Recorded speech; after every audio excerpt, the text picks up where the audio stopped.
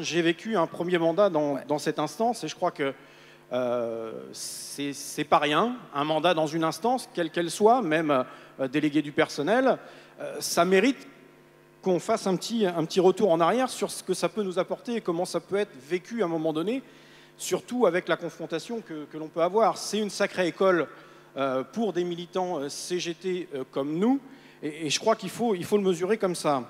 Alors après, dans ce conseil d'administration, alors mes camarades me comprendront aussi, je peux vous assurer qu'intellectuellement, il y a plus désespérant que de passer 5 ans à côté de mes camarades supporters du PSG et de l'OM, c'est de passer du temps avec tous ces chantres de la pensée unique libérale qui n'ont qu'un objectif, c'est justement aller à la casse sociale de l'entreprise et abaisser les conditions sociales de l'ensemble des salariés. Et dans ce contexte, faut garder le moral, d'une.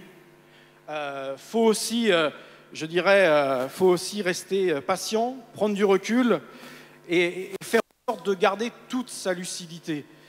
C'est quelquefois très compliqué, vous le savez vous aussi dans vos délégations, mais je pense que c'est nécessaire pour avoir une intervention efficace et crédible des administrateurs en tant que tels. Et surtout, une chose importante qui est valable pour tout camarade qui siège dans une instance, c'est ne jamais se couper de l'organisation syndicale et ne jamais se couper de ses électeurs.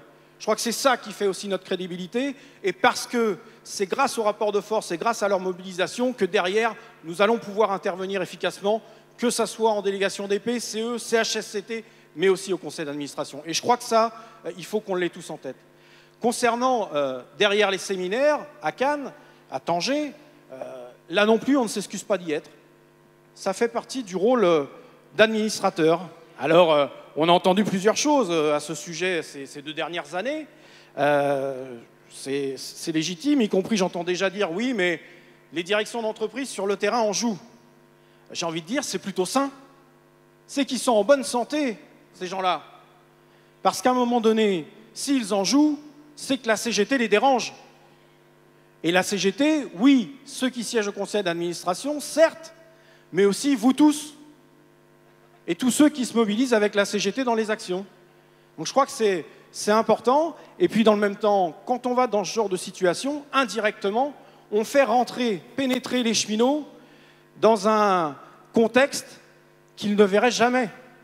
Il s'entend des choses, il se dit des choses qu'ils ne se diront jamais ailleurs. Et nous avons cette chance de pouvoir l'entendre.